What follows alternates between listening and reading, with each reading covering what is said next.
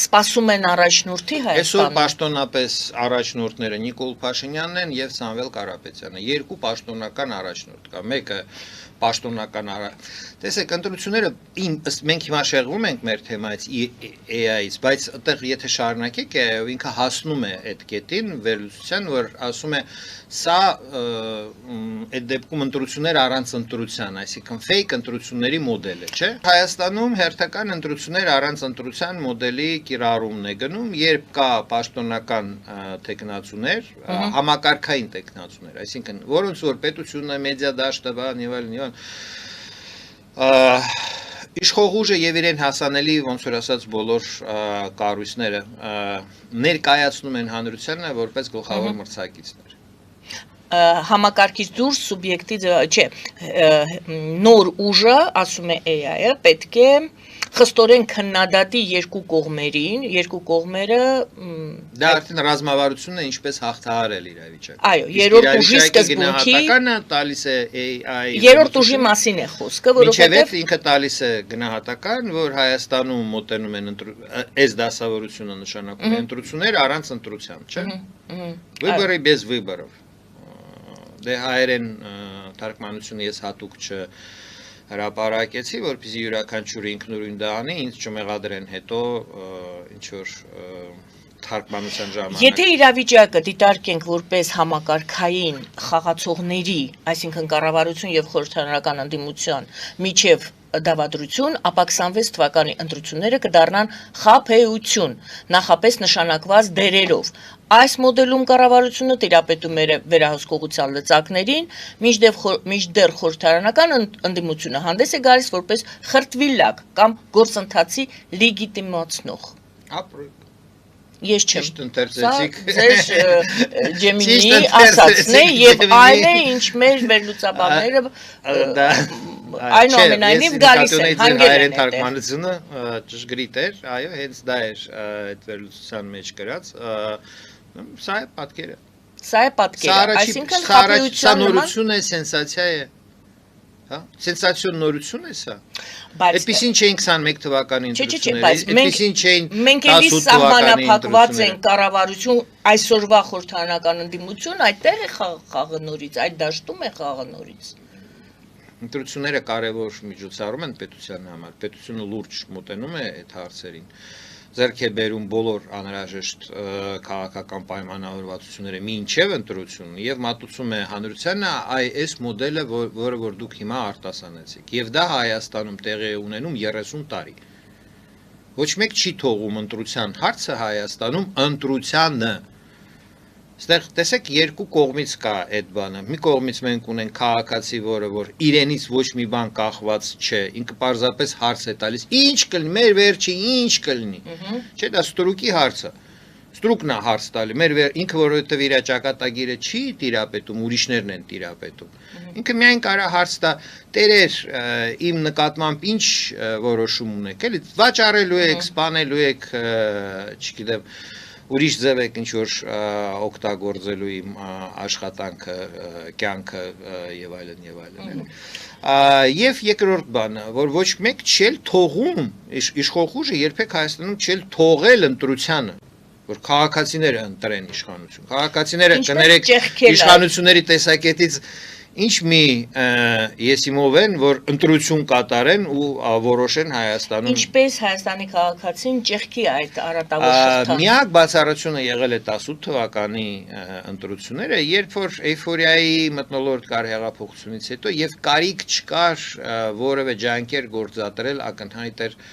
քվեարկողների տրամադրությունը։ Նույն 91-ին, հա, երևի թե էլի էյֆորիայի հետևանքեր Լևոն Տեր-Պետրոսյան։ 91 թվականին մրցակցային ընտրություններ էին Լևոն Տեր-Պետրոսյան ընդդեմ Վազգեն Մանուկյան։ Եվ դա ոչ միայն անձանց հիշում ենք, 91-ի մասին ենք խոսում։ 91 թվականի սեպտեմբերին Վազգեն Մանուկյանը պարտվեց Լևոն Տեր-Պետրոսյանին ընտրությունների ժամանակ։ 96-ն եք ասում։ 91։ Լավ։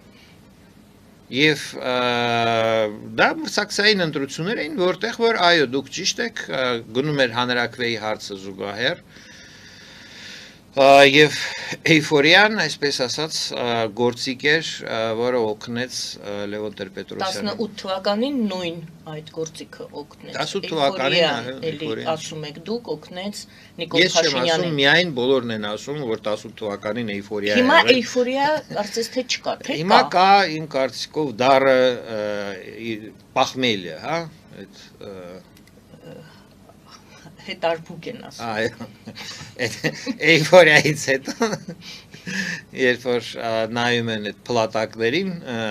որից որ ծուխ է գալիս, ինչ ստացվեց արդյունքում մարդկանց մոտ, այո, վախի զգացմունքը, մանտրաժի զգացմունքը, որ հերթական անգամ խաբվեցին, շատ բարձր է։ Լավ, այս խաբվածությունը եւ վախի զգացմունքով 5 ամիս հետո պետք է գնան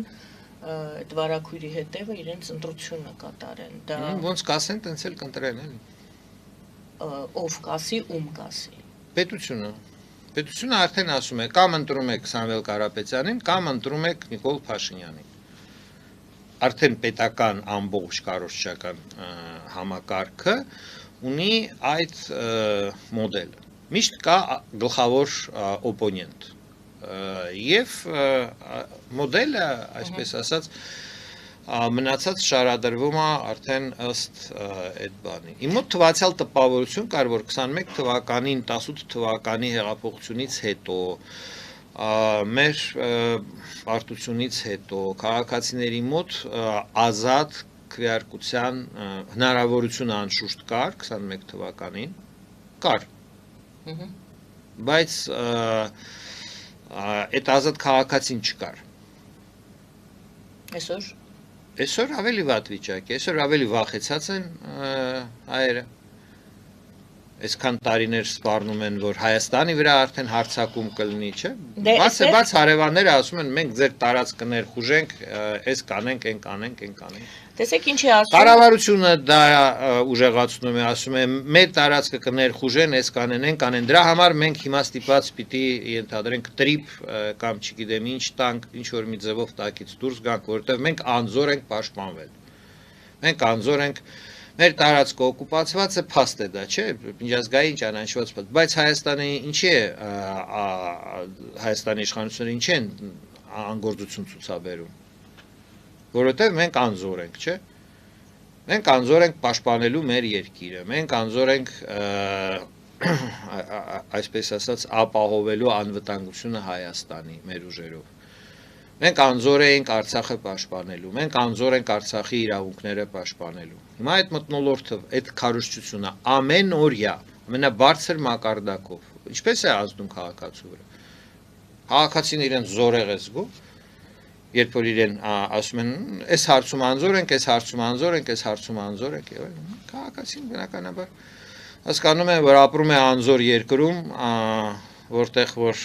իշխանությունները իրենց հարցերն են լուծում Եվ դա պարարտ դաշտ է մանիպուլյացիայի, հա, փաստորեն կամքի մարդկանց, յուրաքանչյուր մարդու կամքի վրա թելադրելու, հա, բան անելու, այդ պատերազմ կամ խաղաղություն կամ պատերազմի էլի մեջ ենք մենք։ Չկա խաղաղություն կամ պատերազմ, կա պատերազմով շանտաժ եւ դրանից բխող որոշումների, այսպես ասած, այդ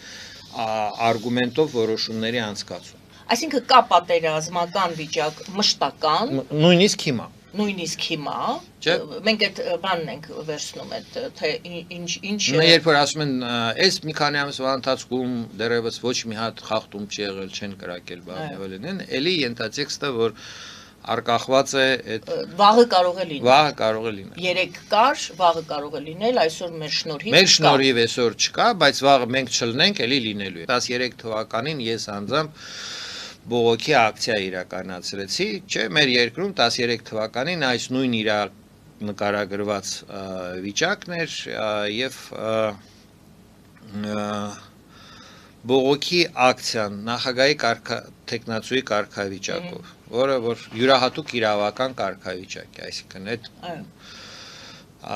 բողոքը այդ հացադուլը պարտավոր էին լուսաբանել, պարտավոր էին ապահովել անվտանգությունը տեխնացուի, որտեղ տեխնացուի մահանալու դեպքում թազա ընտրություններ պիտի անեին, այդ բոլոր պայմանավորվածությունները փոզմշ պիտի լինեին եւ այլ, այսինքն ստեղծվեց վիճակ Եվ նայեք արդյունքը 530,000 մարդ քվեարկեցին Ռաֆի Հովհաննիսյանին։ Այսինքն Ռաֆի Հովհաննիսյանը ներկայացված էր այն ժամանակ որպես պաշտոնական օպոնենտ, հա, 2013 թվականին, եւ ինքը ավելի շատ ձայն հավաքեց, քան բոլորը այդ ընտրությունների կազմակերպիչները Հայաստանում եւ Հայաստանից դուրս նաեւ սպասում էին։ Դրա մասին ԵԺԿ կուսակցության նախագահան ուղիղ արտահայտվել, ասում են, մենք չէինք սպասում, որ Ռաֆին այդքան ձայն կհավաքի։ Այսինքն կան պայմաններ, որի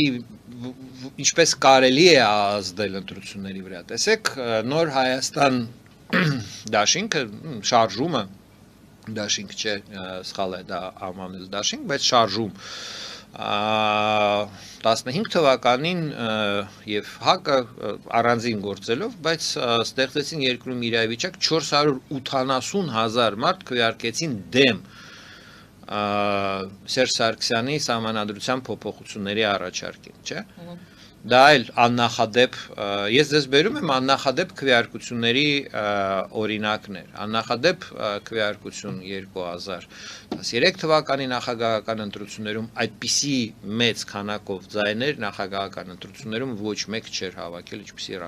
ինչպիսին էր այդ տարեթվին 480,000 ձայն դեմ հանրաքվեի ժամանակ, ու չեն գնում մարդիկ հանրաքվեի դեմ քվեարկեն։ Համաձայն չես սահմանադրության փոփոխությունների հետ չես գնում պարզապես, չէ՞։ Բայց երբ որ գնում են եւ դեմ են քվեարկում, դա քաղաքացիական վարկագծի քաղաքական հասունության ավելի բարձր դրսևորում է, չէ՞։ Մարդիկ գնացին։ Մեր երկրում այո կա իմ գնահատականներով 400-500,000 հասուն քաղաքացիներ, որոնք որ կարող են հասուն ընտրություն կատարել, քաղաքական հասուն ընտրություն կատարել, այսինքն մենք ունենք ըստ տվյալների, հա, 1,2-1,300,000 ընտրողներ, որոնցից առնվազն 40%-ը դա ինչ է նշանակում հասուն, այսինքն եթե կան պայմաններ, այդ մարդիկ անկախ ճնշումներից, անկախ կաշառակերելու փորձերից, անկախ վախեցնելու իրենց այդ մարդկանց նկատմամբ կարելի է Իրանի օրինակը վերել։ Այսինքն իրենք համարձակ են, բարձր է որ իրենց համարձակությունը հասնում է ինչ որ մի աստիճանի, չի բավարար չի որ իրենք ենթադրենք փողոցում ակտիվություն դրսևորեն, իջնում է այդ թիվը միանգամից կրճատվում է 2-3 անգամ։ Բավարար չէ որ իրենք ոստիկանության ճնշումներին իրենց այսպես ասած դեմ տան եւ պատրաստ լինեն հարվածում, տասնապատիկ իջնում է այդ թիվը եւ